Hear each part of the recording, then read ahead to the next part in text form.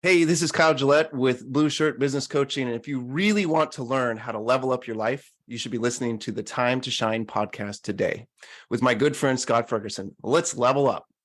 And we're going to do it one more time because I got sued by Time to Shine and because one person didn't say. Hey, this is Kyle Gillette with Blue Shirt Business Coaching. And if you really want to learn how to level up your life, you should be listening to the Time to Shine Today podcast with my good friend, Scott Ferguson. Let's level up. Time to Shine Today podcast Varsity Squad. This is Scott Ferguson. I have a special 2.0 interview with my great friend from the left coast, Mr. Kyle Gillette from Blue Shirt Coaching. And Kyle's someone I respect immensely. I walked away with like another 3 full pages of notes, knowledge nuggets that I picked up that have helped me level up my own life and also kind of like maybe steal a little bit to help with my coaching clients as well. And I owe a lot to Kyle, man. His frameworks that he sets up are just on point, and he is one of the most personal people, humble people that you ever meet, Christian like myself, and we just have a fun conversation that we could have went on 2-3 hours. I've been blessed to be a guest in his podcast as well, a fantastic author, and just somebody that really locks in to his clients. So if you find somebody that's really looking to level up their accountability, motivation, whatnot, please share this with them, or maybe just hit a like. It really helps out Kyle, it helps out myself, and it helps out also the sponsors and affiliates. So without further ado, here's my really good friend, Kyle Gillette from Blue Shirt Coaching. Let's level up. Time to Shine Today podcast Varsity Squad. This is Scott Ferguson. I got my good buddy from the left coast, and we are having our 2.0 interview. I literally talked to him in July of 20 when we were on full lockdown, and my good friend Kyle here, he was helping people like myself really kind of level up through those times because it was a time of uncertainty, and Kyle was there for people. Hell, Kyle was there for me. I had questions for him. He helped me out. We're both in kind of the realm of, mindset conditioning coaches, and I just love that I get to pick his brain again almost 3 years later because we both evolved through the pandemic. We're meeting people face to face. And it's just fun. I immensely respect Kyle. And Kyle is somebody who helps small business owners in the home services and trade markets get the most out of their time, talent, and team. He's an ICF certified coach, behavioral analyst, and Blue Shirt leadership framework creator. Kyle helps his clients. I love it that he uses the acronym of BLUE. B, self-aware leaders. L, lead with accountability. U, use a growth mindset. And E, empower others. And he works to have people do that every day. He's a business coach, a mindset development coach, and he has an awesome Facebook group, which I'll put in the show notes. Please join. It's the Blue Shirt Business Community. Don't go there yet because Kyle's going to drop some serious knowledge nuggets on you. And Kyle, thank you so much for coming back on. Please introduce yourself to the Time to Shine Today podcast Varsity Squad. But I'm not even going to ask you your favorite color because I did that last time. But Kyle, what's a superpower or talent that you have that no one knows about? Thanks for having me on the show, Fergie. I appreciate it. Hey, everybody. Superpower talent that I have, nobody knows. I'm developing listening. I'm developing that superpower talent. It's not something as a talker. It's not something that I have naturally, but it's one of those things that I'm realizing that I'm learning. And the one that's natural to me is I have this intuition about people and the questions I need to ask them that often is a really good insight for them. I had one of those yesterday that was super powerful for the coachee. So I would say intuition is the one. That's awesome. We're going to dig into that a little bit, but to be able to listen fully with what I call your neck, like really lean into people and still be able to come up with a question. A lot of people want to be coaches, right? And more power to them. But a lot of them, they're thinking of the next question without listening to it. So intuition is fantastic, man. So again, brother, thank you for coming on. And, I kind of want to get into something we didn't get into in our last interview, but you've had 3 near-death experiences, right? Can we start a little bit and launch off with maybe one of them that really might kind of blow our minds? Yeah, so I used to be a surfer. Now that I don't live in California, I can't surf, unfortunately. I love surfing, and I don't know if you surf in Florida or not, but I absolutely love it. I try, and I look really funny. I get kicked off the waves, but yeah, go ahead. So my friends and I decided to go out to Morro Bay. So people that are familiar with the West Coast might know that name. And it was a 14-foot day, which is pretty dang big. That's over double overhead, right? So it's a very big day, especially for somebody that's like 6-foot days. That's my preference. Mhm. And so my buddies and I, let's go surf. And I'm terrified to even drive out there. So I'm get to the parking lot. Everybody's getting into their wetsuits, and I'm watching these waves, and these guys, they look kind of small on the wave because it's so big, and Right. just getting out to the waves is scary. So got in the water, started paddling out, and you have to do this duck dive thing. For people who don't know what duck diving is, you basically push your board underneath the wave and dive underneath it so that it doesn't push you back. So you could just go underneath the force of the wave. So I did that a few times. And then I came up one time, and the next set of waves was much bigger and unexpected. And so one crashed right on top of me and pushed me under and held me under for probably 10 seconds or so. And 10 seconds feels like forever because you don't know when you get to come up. And I remember just frantically panicking about it because I was already really tired from trying to paddle out. And then I didn't know where I was. And you're like a sock in a washing machine. So you just get tumbled around like crazy. Right. And then I finally popped up. And as soon as I pop up, there's another wave within a second of crashing. And so I'm like, oh no. Right. So I go back under again. And this time, I don't know how long it was, but at least another 10 seconds or so. I'm already exhausted, out of breath. And then I'm panicking, about ready to suck in the water. And then I pop up out of the water and I look, and there's a wave basically crashing on my face again, pushes me under, tumbles me around like a sock again. Now I'm absolutely panicked.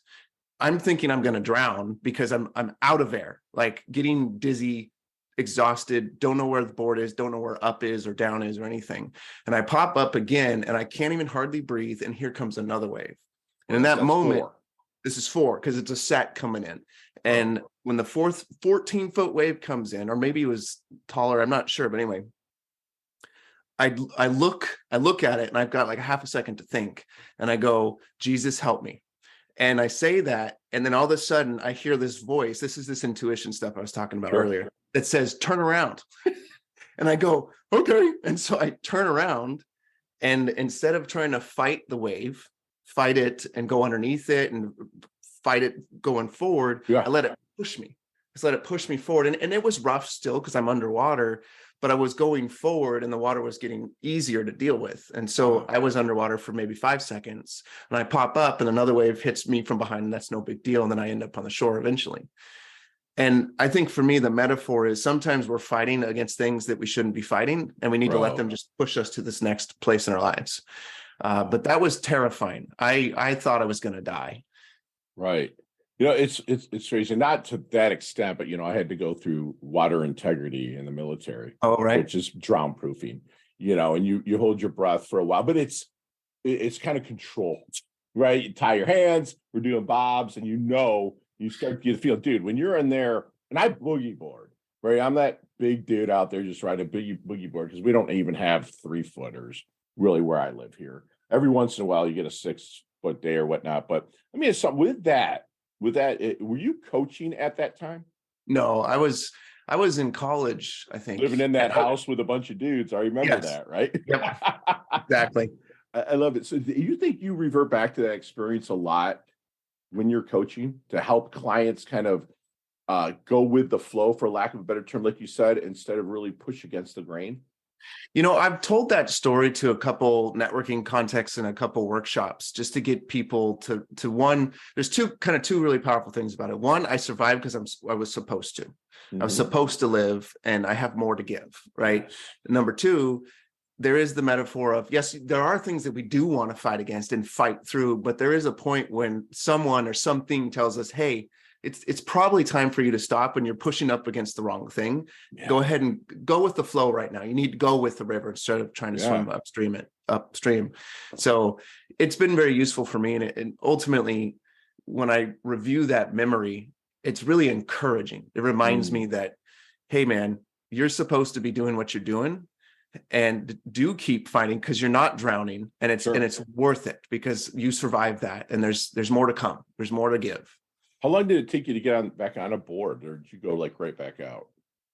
Probably the next week. I just didn't go on a big right. Big Have you been on a big wave day again, Kyle?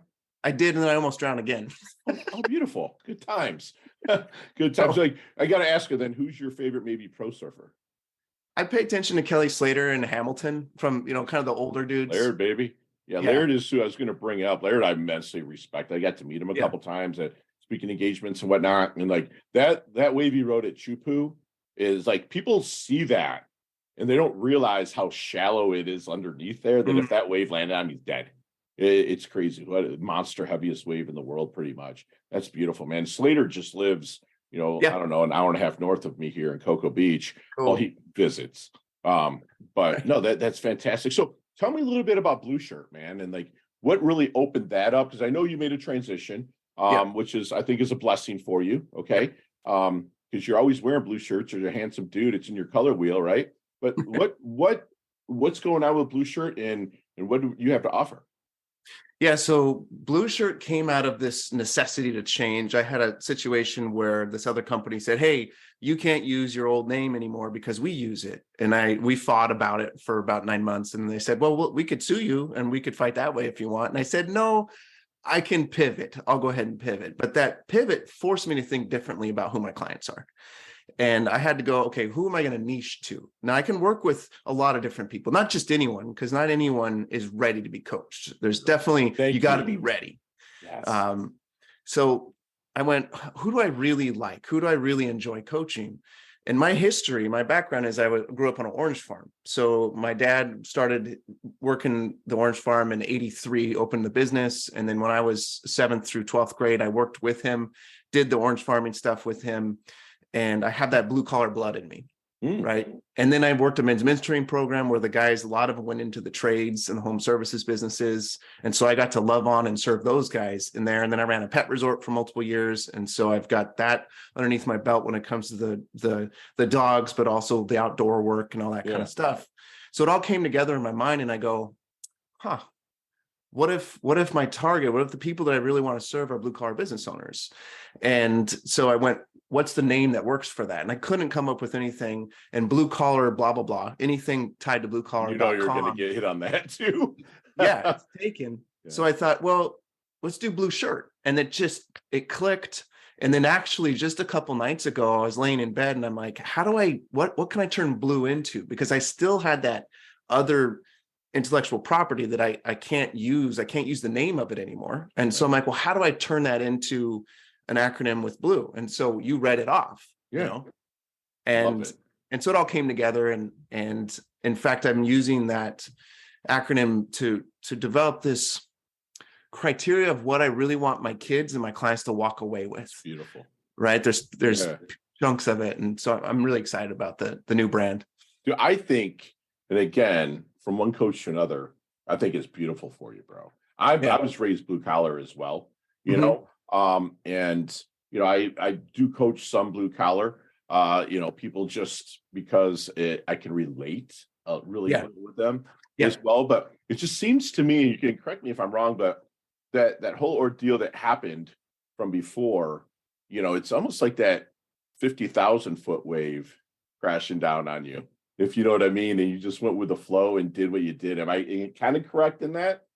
Yeah, I mean, peace is really important to me. Thank you. Yeah. And if you don't, I could have fought and been pissed off. It was funny because when they pushed against me, I was fighting it because I thought it was good to fight. And it was good to fight. I learned a lot about myself and about how that works. Yeah. But then I got to this point probably 6 weeks into fighting it, because there's the emails exchanged, and I was talking to my lawyer about it.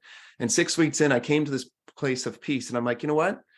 They have a leg to stand on to a certain degree. Sure. And I can pivot. I'll be fine. And I came to peace about it. But I would tell people the story of what happened, and they'd be all pissed off for me. And they try to drum up my anger. And it was interesting to push back against them and be like, no, I'm okay. I'm not mad at them. I'm at peace about this. I've moved on. You can let it go. Bro. And some people would bring it up again. And I'm like, no. I've done my mind work on this. I'm okay. Let's move forward. And it was weird to have people do that when I was trying to get them to, no, help me move forward. Don't make me focus on what the past was. Love that. That's a bigger picture thing too, right? It's not just about this situation. Yeah, grabbing that wave, man, and going where it was taking you. And in coming out, I feel, my humble opinion, so much better, to be honest with you. I think it's beautiful. So when you're working with clients, the blue collar clients, Kyle, is Is there a process that you use to help them really kind of locate and recognize their blind spots? Yeah, I mean, ultimately, one of the first things that I have to do with my clients is I help them. What I say is build a leadership house. So if you think about that leadership house, there's four components to it, which is the blue components that you read at the beginning. But basically, the first one is a foundation of self-awareness. So they need to be a self-aware leader. If you don't have self-awareness in your leadership, or you don't put that shirt on, right?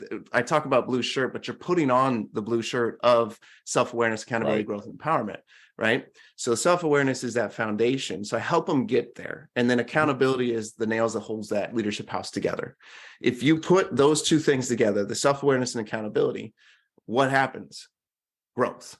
You're going to get growth. If you're accountable to the things you say you're going to do, and you're aware of the impact that you're making and who you are, you're going to grow. Yeah. And growth is the walls and the roof of your leadership house. And then what happens after you grow? Well, you got to empower people. You need to empower them. Otherwise, you're going to stagnate. And that leadership roof or leadership lid is, you're going to be hitting that ceiling, right? So once you empower, now what happens? Well, you go back around to self-awareness. You become newly aware of who you are as a leader, so on and so forth. So it becomes this repeated cycle. And that's how I walk people through. And it's unique for each person because it's a framework versus a program. But that's how it works. And that's what I love about that is you don't cookie cutter. Right. People like you and I are, when we reach the top of a mountain, it's the bottom of another one. Yep. And the only way that we can get there is to, really empower others, while we're continuing our climb. I absolutely freaking love that. So when you're working with, maybe we're still kind of in a discovery period with a potential client, is there any good question that you wish they would ask you but never do? I think one of the things that clients, I would rather they tell me the thing that gets them motivated, for us to dive into that. What is it that motivates them? What is it that gets them to continue moving forward? Because as we're working on these things, it gets tough. You start to realize things about yourself. You step up in your actions. You're going to take some big actions, and that's kind of scary. It's like, how do I help you? How do I help motivate you? Is one of the things that I'm discovering. It's because some people are motivated different than others. Some people I'm like, okay, I want you to do this 12-week plan and track these things, have your lead and lag measures. And then other people are much more emotional, and doing the details doesn't work for them. And so I try to get that question answered by doing personality assessments and diving into it. But motivation wanes and waxes over time. Sure. And so for me, I'd love them to share that with me, and I can ask them the questions, but that's really the key is how are you going to be motivated today? What is it that's going to keep you motivated today? That way you can kind of go back and do resets at times, or you call them pivots. I call them shifts. We can just call it shivot. There you go. Shifts and pivots, right? That's fantastic. So what do you believe that your strengths are as a coach? Like I said at the beginning, I would say listening is the thing that I'm getting better and better at. I had a coaching call with somebody yesterday, and he wanted to. I can talk about him. I won't say his name, but I'm okay to talk about him. He lets me do that. Sure. He wanted to figure out how to grow as a person better, to become a better person, to up level himself, and he likes to set really lofty goals. Okay. And so we were talking for a while, and the whole time, it was like I was in this zone. There was nothing outside. I have a big window right by my office right here. But there was nothing else. It was this tunnel of me just listening to him. And I have these copious notes about what he was saying. And every time I'd ask a question, it was off of his words. And then he would keep going. Then I asked another question. But there was this moment of intuition, right? So the combination of deep listening and intuition came together for me. And he wanted to be able to naturally, spontaneously pray, to just be someone that naturally does that. It's not something that's hard for him. Or in other words, another way to put it would be to naturally just trust his intuition, naturally just go for it. And that's something that he's not good at because he's such a thinker. He's always strategizing and has like lists and details and plans. And so for him to just naturally go with the flow, to get back to the water thing, is very, very hard. And that's the big goal for him. And he needs to abide to that flow. And that was the insight that he got. And how did we get there? Great listening. Yeah. And then I just trusted my instinct of combining what he was saying into an idea. And I said, hey, this is what I kind of heard. What do you think about that? I didn't say, this is what I heard, this is what you should do. Yeah. I said, we're coaches. I heard, what do you think about it? And then he ran with it. Well, I absolutely love that you threw a little 1 Thessalonians 5 out at him too, with praying without ceasing. It's beautiful. I'm a big believer, that everybody kind of knows what they want. They just don't know how to talk themselves into it. Yes. The only way that I can, as a coach, do that is listen with my neck. Especially if I can see them, I can lean in and really listen with all aspects, with my eyes, but it still all comes back to listening. And then the intuition kicks in. I've absolutely loved that. So, Kyle, what do you think, if you don't mind sharing a weakness that you have that you're really working on as a coach? Yeah, fear that I'm not actually doing a good job, fear that I'm not making the difference that I need to make. I have a mentor that I meet with every other Tuesday, and I came in there kind of like, woe is me. We were having coffee, and I came in kind of head down, the wrong body language, right? Head down, just in this, my voice is coming down to reflect it, and I got out of my car and before we get in the coffee shop, and I had this thought run through my head. I have this opportunity to present to this big construction firm in town, multi-million-dollar firm. And the business owner asked me to do a presentation. And I'm like, I'm not, I can't do that. What do I have to offer them? It's going to be a bunch of executives and all these people. What am I, totally tearing myself apart. And I go and I meet with him and he's like, stop it. Yeah. It's like, stop it. And then he told me something that made me cry. He's like, hey, you are making a difference. You've made a difference in my life. And you have made a big difference. And he explained some of the things that I'm doing. Right. And there was 2 categories in my life that I had blocked out of things that I was doing that are making a big impact on people's lives. And I'm like, wow, that's the impact of not taking control of your mindset. My self-awareness, I didn't put on that blue shirt of those 4 things. Right. That morning. And so my self-awareness was terrible. And so my mindset, what was it? It wasn't a growth mindset. Mm-hmm. But I came to somebody on my advisory board, being that mentor, and he empowered me again, right? He embodies that blue shirt mindset, and he helped empower me by going, no, dude, stop it. Let me tell you what you've accomplished. Now get over yourself, right? And move on. And I did. And I was in a different space after that. Right. I call it kind of taking it to neutral with my clients, really getting them, because, the past, obviously, so many people have a foot in the future, a foot in the past, and they pee all over the present, right?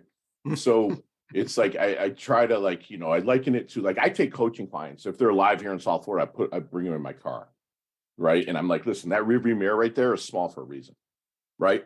The dashboard is huge and scary, or the window, but you and I are going to sit here, right? And we're going to put our seatbelt on. We're going to hit the ignition. We're going to drive, and we're going to inch by inch. It's a cinch, right? I'm going to be helping your GPS in doing that, and then remind them exactly. I love that mentor was in your life, man. You know what I'm saying? Because I go through that imposter syndrome a lot, with stuff. I'm speaking on a stage tonight in front of 2,500 people, and I guarantee I'm like, Berta, I need to talk to you a half hour before. And she'll remind me, and that's beautiful that you have. Berta's my coach. That's beautiful that you have that person, those people, and that vibe in your tribe, in your life. That's beautiful, man. So, Kyle, I've asked you this before, but I want us to get back in that DeLorean with Marty McFly, okay? Let's go back 3 years ago to COVID time, right? What was going through your mind that really helped coach you? And what did you say to Kyle then that's really pulled him through that crazy pandemic? Yeah, so COVID was interesting for me because when COVID hit me March 17th is what happened, not the disease, but the disease on my business. And I had my highest paying client, it was a construction business. They said, hey, we got to stop. And I'd been working with them for over a year at that time. And I went, okay. And then another one called me and another one emailed me, and another one emailed me, and another one emailed me. By the time I got done with that first 2 weeks of COVID really hitting my business, I'd lost 75% of my business. And I was having my best year to date at that time, and things were going super well. I was building up my network really incredibly well. And then it just completely crashed my business. So I spent the next months, March through June, basically in this woe is me state. Like, oh man, what am I going to do? Maybe because my wife at the time was a nurse and she's now working with me, but she could, earn the money for the family, would be okay. So I'm like, well, maybe I'll go back to working for somebody else, blah, blah, blah. I get into this state. Then in June, I'm reading this book. I don't remember the title of it, but I'm reading this book, and he points out some stats about the coaching industry and the consulting industry. And he points out that the coaching industry in like 2019 was a $2 billion industry. I'm sure it's bigger now. And then the consulting industry is a $3 trillion industry. And I go, I think I can get a little slice of that and be okay. Right. And that stat, for whatever reason, flipped my switch in my brain. And I went, no. I need to trust my own advice. There you go.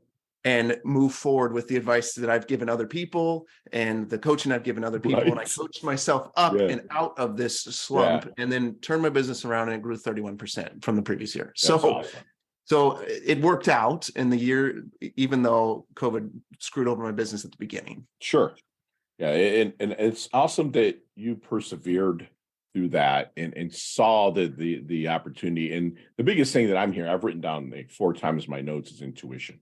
Like your intuition, and you and I are men of God. Okay. So it's a lot through prayer and what's placed and planted in us and whatnot. I'm so happy, and the world is so happy, brother, that you did that as well. So then I think I might have asked you before, but let's ask you again. Like, how do you want your dash remembered? That little line in between your incarnation date and your expiration date, your life date and death date. Hopefully it's years down the road, bro.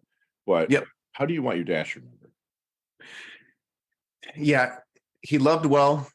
He loved his kids and his wife deeply.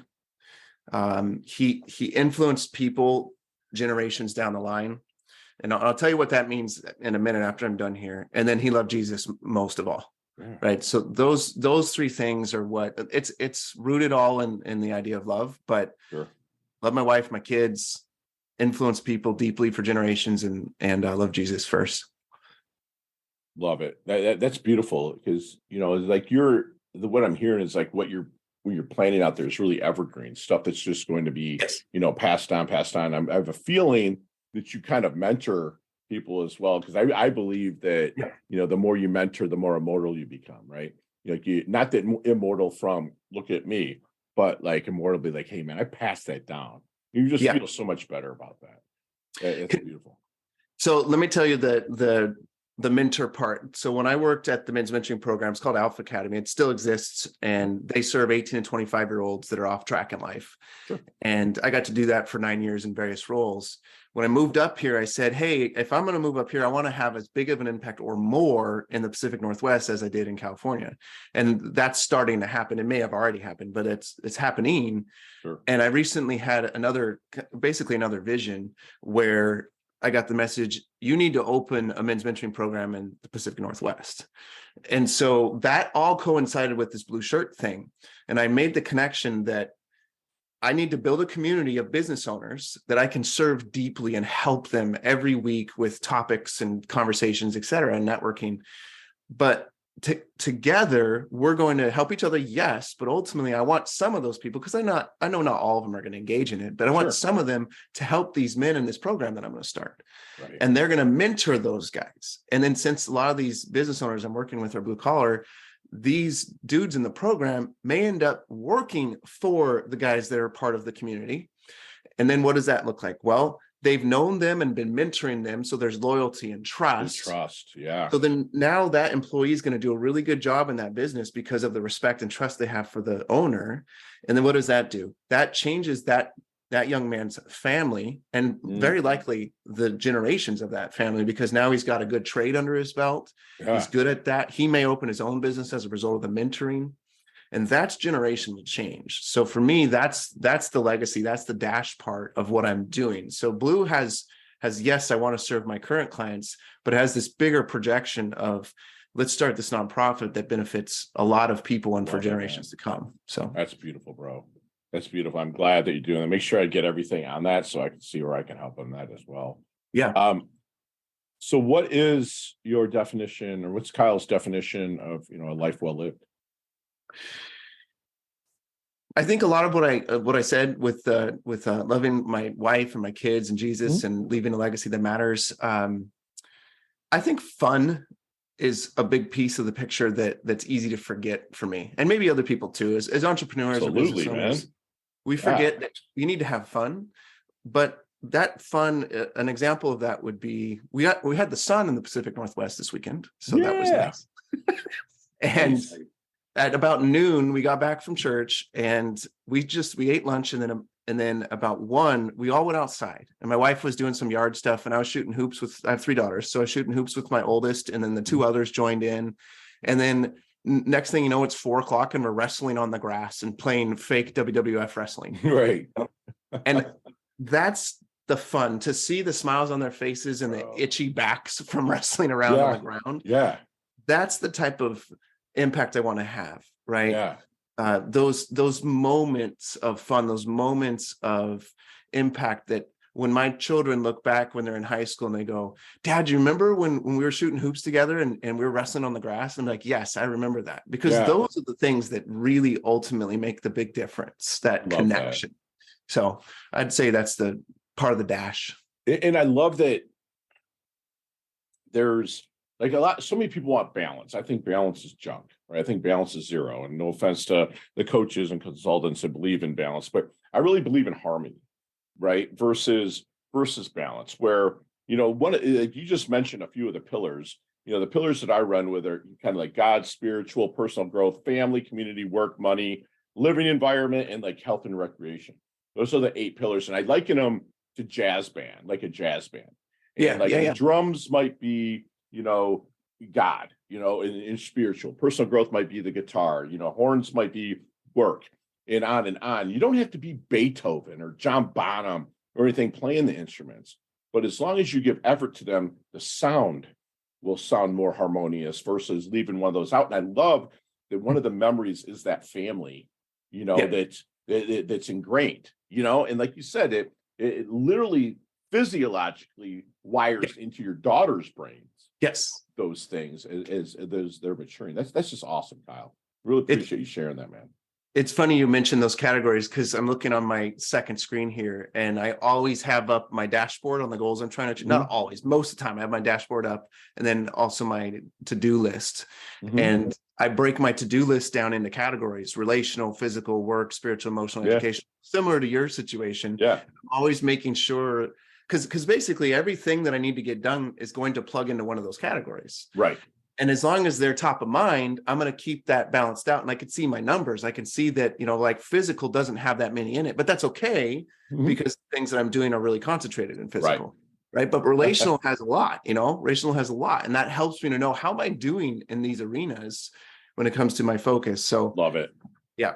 Yeah. And it allows you to shift it in times when to move over to the one that needs more attention. That's just beautiful. And time to shine today, podcast Varsity Squad. We are back, and Kyle, I've taken you through this before, but we're going to go through again, and some of the questions are different. I lined them up for you.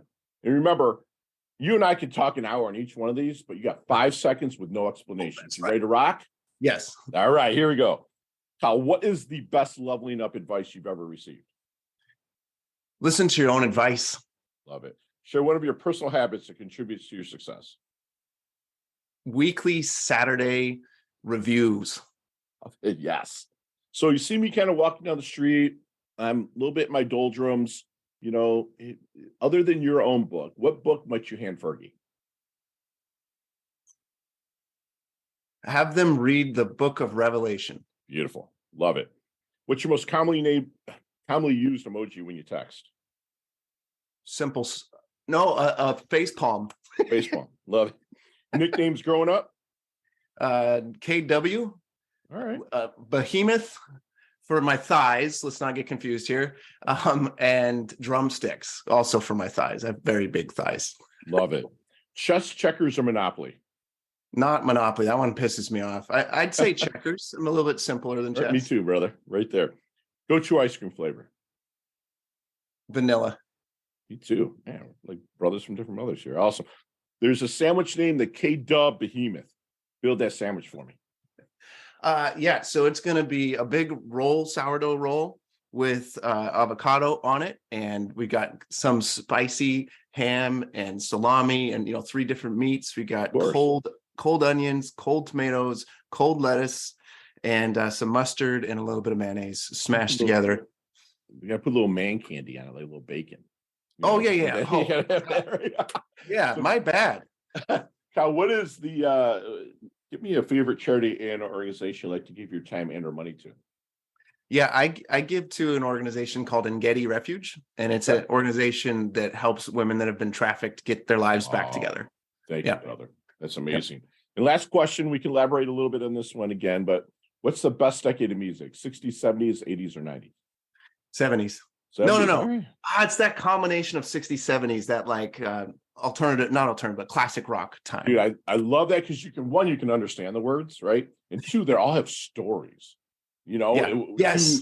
Two of them, whether it's the Eagles, every single song the Eagles sing is a story. Zeppelin, Aerosmith, they're all stories. And or you get into the folky stuff like Croce and Lightfoot and those guys, you John Denver even, you can actually hear the stuff. I love it. And people I got asked the other day, what'd they say, the Beatles or the Stones?